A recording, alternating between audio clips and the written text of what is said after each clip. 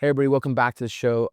Today we're doing a little bit of a different interview style. I'm joined by Khateeb Napier here in LSI, and I'm going to be the guest today on my own show. So Katie's been gracious enough to sit in as host, and we're going to talk about one is what's changed in medtech, more specifically on the marketing side, because whether you're a founder or a salesperson, you have to understand that there have been a lot of changes in the last 10 years in terms of how we sell and market to people, more importantly, how things work in the modern age.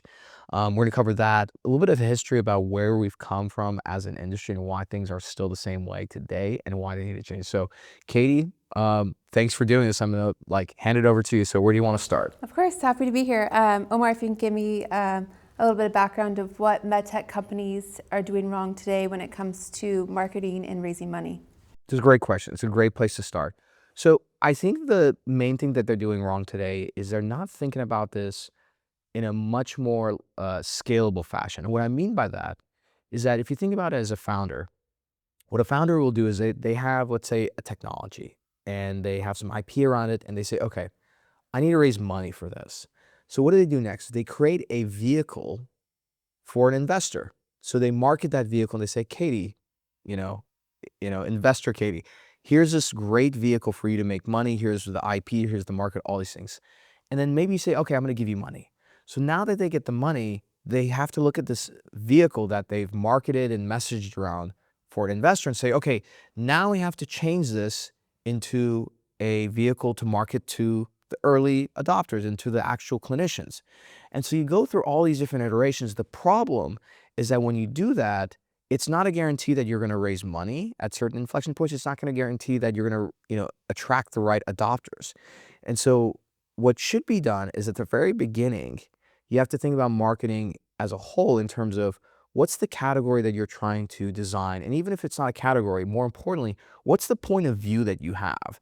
There's a reason why Al Ruiz in some of his iconic books talked about differentiation. And the reason why is that if you think about persuasion, whether you're trying to persuade somebody to invest in your company or you're trying to persuade somebody to, let's say, go to a restaurant, you have to start first with attention.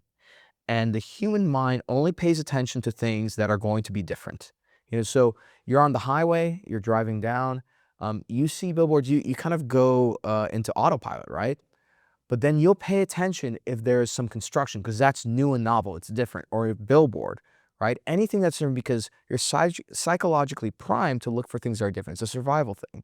So just like that, you translate that into our world in terms of medtech, you have to think about your vehicle being your company in terms of what's going to be differentiated for it. Not just for the investor, but for the early marketing. You have to do that all at the very beginning from the very start.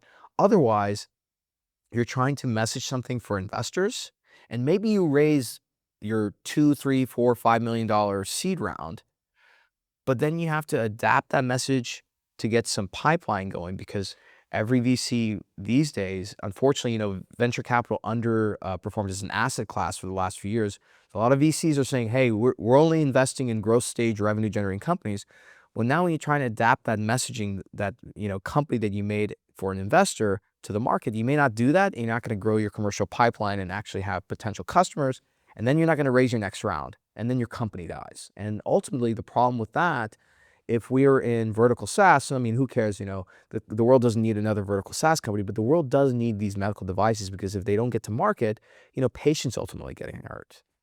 And why do you think the approach is like that? I think the reason why medtech is like this now is for a few reasons. Historically, if we think about our industry, we sell to physicians. If you look at the medical community, unfortunately, as a whole, this is in the community that is founded on innovation and disruption. If you're a physician, you're very dogmatic about following protocol and what you've been trained to do. You do not get rewarded as a physician to break away from the herd because you're going to be ostracized, you can lose your license, all these different things. And so as a result of that, every industry becomes like their customers. This is why if you look at like SaaS companies who sell marketing software, they're all like, very much into brand and all these different things because that's what their customer is. So our industry is actually very conservative because that's who our customers are, right? And to be quite frank, for decades, this is how our industry operated, which is you can get away with these things. It used to be back in the good old days, like When I was in high school, right, even in the 2000s, whereas a medical device company, you can come up with a device, get some patents around it, get through clinical trials, get through FDA approval, and even before that, maybe you can get acquired by a company. And even after that, you go and sell the product to some customers, right? And of course, back, pre-2010, hospitals weren't being, employing all these physicians. A lot of these physicians had their own private practice. So you use a salesperson, it was very easy for you to go to sell a product.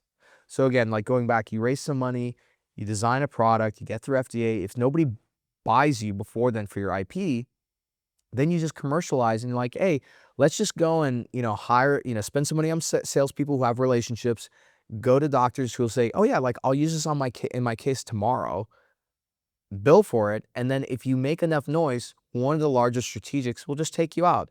And it's a great way to make a living. Like, come up with a product and then you exit it for like 10 or 15 or 50 million or 100 million. You just do that many, many times over.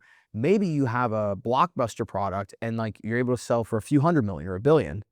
The problem now is that the world is a lot more complicated. Our industry is a lot more complicated. And so you actually have to build a real company, meaning that you have to think about the very last days of the company, which is you build a company commercialized, and either you're going to go straight to doing an IPO or you get to a point that you're acquired, and become an acquisition target because you've penetrated the market so much. But that requires a lot more discipline and more, thinking in the future versus like sort of short term, hey, let's just raise some money and then get this in the hands of a few physicians, and then we'll see what happens from there. Awesome. Yeah, and you kind of expand on that. You mentioned earlier like how medtech companies are not differentiating themselves when it comes to marketing. Can you kind of go into detail of what they should be doing differently in order to stand out in the market? Yeah, 100%. So like, there are some things that you do because it just makes sense. So it makes sense to go to a conference because all your customers, or a lot of them, are going to be in one place at one time. So yeah, definitely do that. The problem is that you have to think about the kind of channels that are being utilized and how many people are utilizing them. So for example, all your competitors are going to the same conference. Having a larger booth doesn't really help. It's like incremental gains, right? Emailing a physician to their work email. Okay, your competitors are doing that. So you have to think about more ways to actually persuade people. And this goes back to the sort of the foundation of all of business, which is you have to get attention in order to persuade. So that means like if your competitors are not on X, posting on X, formerly known as Twitter, or let's say having a YouTube channel, or even just leveraging LinkedIn, right? You're leaving money on the table. Like for me, I always call this is the free money on the table that nobody's grabbing, because physicians, hospital admin, they are on these channels and they're discovering things through their peers, etc. Right? And so if your competitors aren't leveraging these channels, you actually don't have to be that good at using them. You just have to be at least consistent, and then you can make a lot of noise and again, capture a lot of attention. And then the more sophisticated side of it is that if you're able to create content, you have a good strategy, and you're able to capture attention on LinkedIn, on YouTube, etc. over time, then you start figuring out, okay, that's our top of funnel. If you go to the middle and bottom funnel, how do we convert that into active pipeline? How do we train the salespeople to go outbound so that there's certain signals where you say, oh, this clinician came to our website, they liked a few of our LinkedIn posts, looks like they follow us on X, they have a high level of awareness, so we should go outbound to them because it'll be easy to get them on a demo because they're aware of our company. Yeah, that makes sense. It's like it really makes you stand out in the market when, especially with your competitors. Is there a certain way that you specifically help medtech companies market that you've seen to be successful? Yeah, absolutely. So, for the longest time, I resisted having I resisted having an agency. I really liked being a solopreneur. But then I just realized that there's an opportunity to work with really great companies, and leverage not only my strength, but the strength of my team to help these companies do things they're just not good at. And even if they are, things that they just don't have time for. Um, I think the most important thing is that when engaging any kind of agency, there's a lot of great marketing agencies that are out there, and they focus on creating, content and assets and everything. The thing that at least I focus on internally with our team is, yes, how do we create a great vehicle for investors and for the market and create a strong point of view that's going to get the attention, that the company needs. And that's more of the top of the funnel.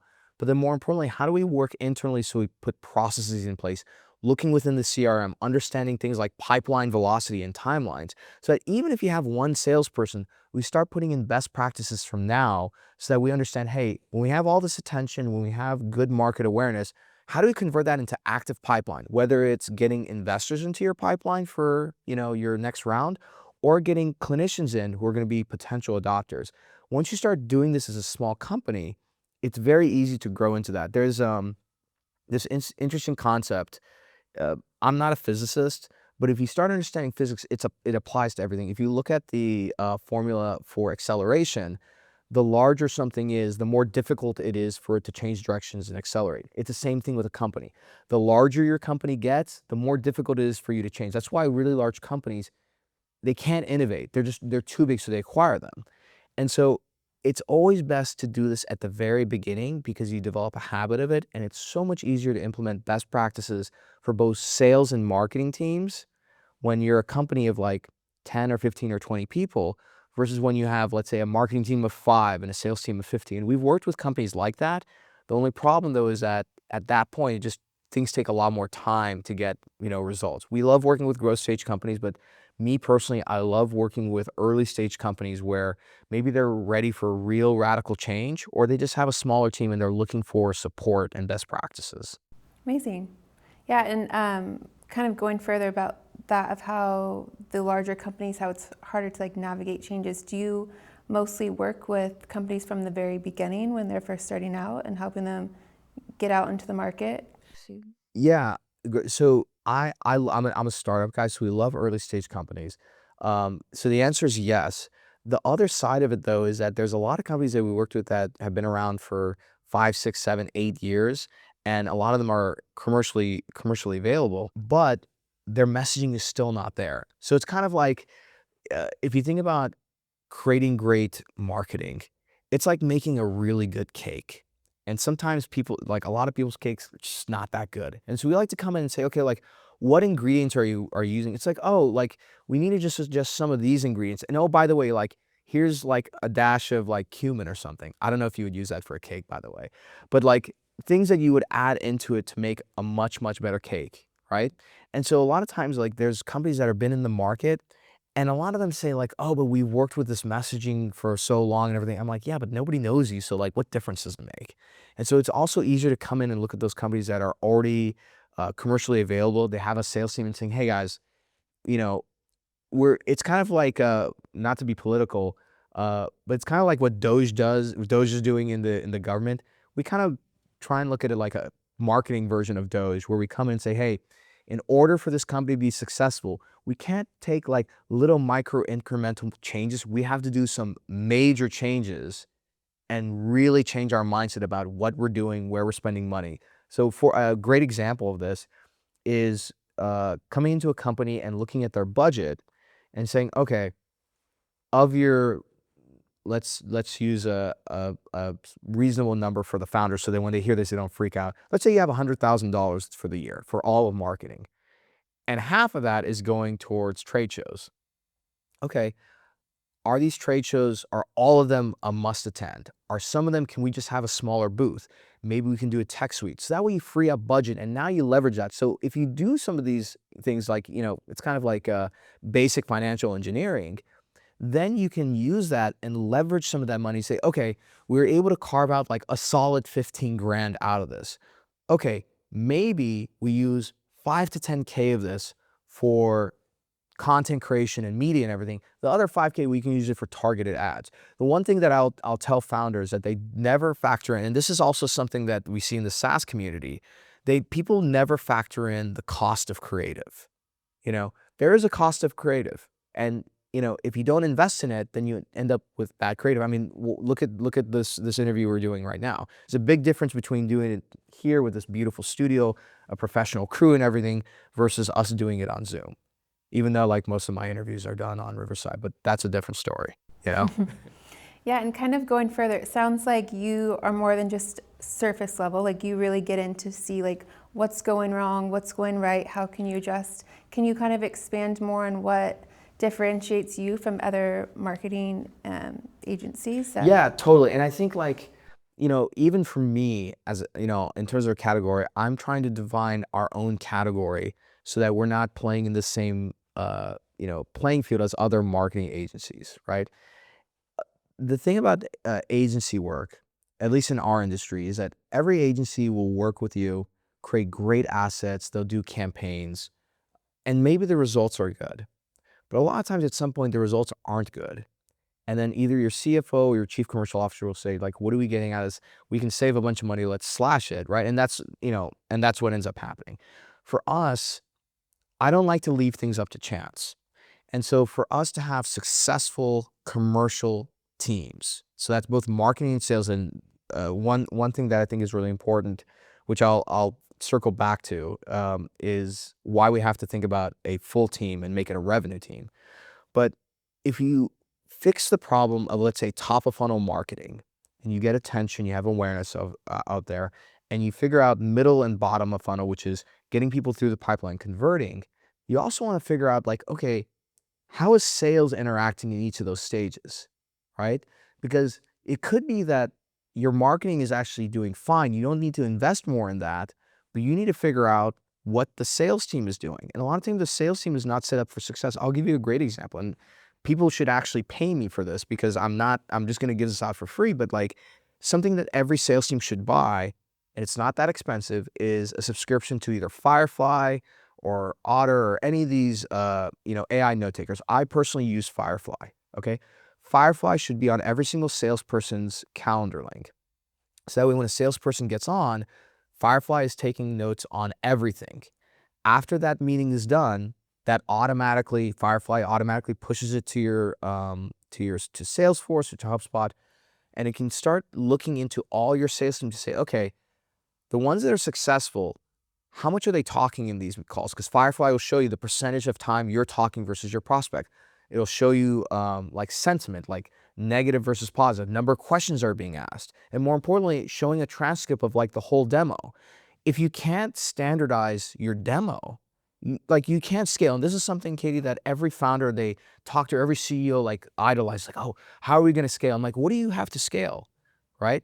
And so one of the most important things about this whole process is that you need to systemize this, because let's just say that you have a successful company and you commercialize, you've raised 50, 100, 150 mil, right?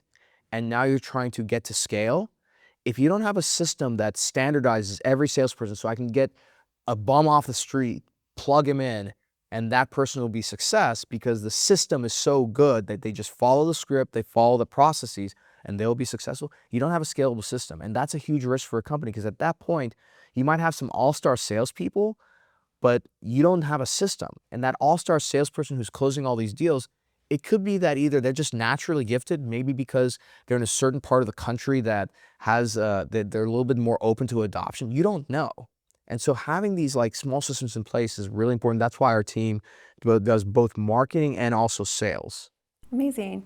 Yeah, before we wrap up, kind of going further, you said with the systems, is there one thing that you recommend startups in particular that they do no matter what, regardless, to help be successful and differentiate themselves in the market? Yeah, 100%. I would say the most important thing, and we walk our clients through this, but the one thing I would tell everybody to start with is what I like to call the one belief. The one belief is a simple formula. You you apply it to your LinkedIn bio, your decks, and everything. It's like the one thing that if you had, people are going to forget everything about your company, but this one belief is very important.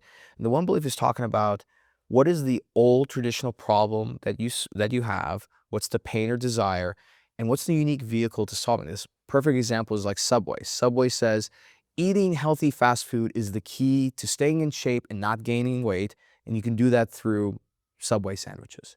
So like healthy fast food, that's the new thing. Like, what is healthy fast food? Staying in shape and not gaining weight. That's the desire, that's the pain. And Subway sandwiches, that's the vehicle. So you have to be able to put that together. Once you put that together, you have to think about, where is my customers having conversation online? How do we make sure that we are present in all these different areas? Because you have no idea how they're going to follow it. And the last thing I would say is, get a subscription to HubSpot, get the free version, put it on your website, and anytime someone either signs up for a demo or your salesperson gets them on, there should be one little box. Shout out to my good friend Chris Walker, who really normalizes in the SaaS, which is, how did you hear about us? Not with multiple choice and everything, literally a blank text box, because what they type in there is going to really give you an idea as to what's actually creating the demand and interest versus what's capturing it. Because maybe your HubSpot is going to say, oh, all these people are coming through organic social or paid search. But in reality, when you put that text box in, what actually generated the interest is, oh, I saw the CEO on a podcast. Oh, I, was following you guys on X. Oh, I heard about you guys at this conference. And now hey, let's carve out more money and pour more into that because that's where the demand is coming from.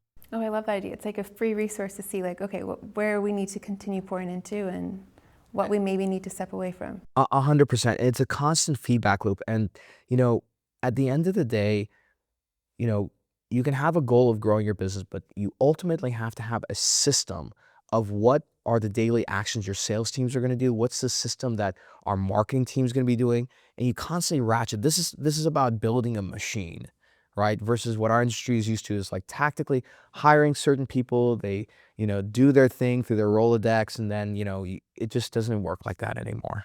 Well, awesome. Well, thank you so much for your time, Omar. And it seems like you're making such a big difference in the medtech world with all your resources and help. Thank you. And you did a great job as hosting. So thank you so much. For my audience who's listening, I want to remind you, number one, if you need more help, go to growmymedtech.com to learn more, and we'll give you guys a free analysis. Check out my X account or LinkedIn. We do a lot of great stuff. I'm doing a Zoom call for all commercial marketers and salespeople every week. That's free. Jump in on that, and plus, all the resources on the YouTube channel. So that being said, if you enjoyed this, if this helped, send this to an entrepreneur, send this to a commercial leader, and we'll see you all next time.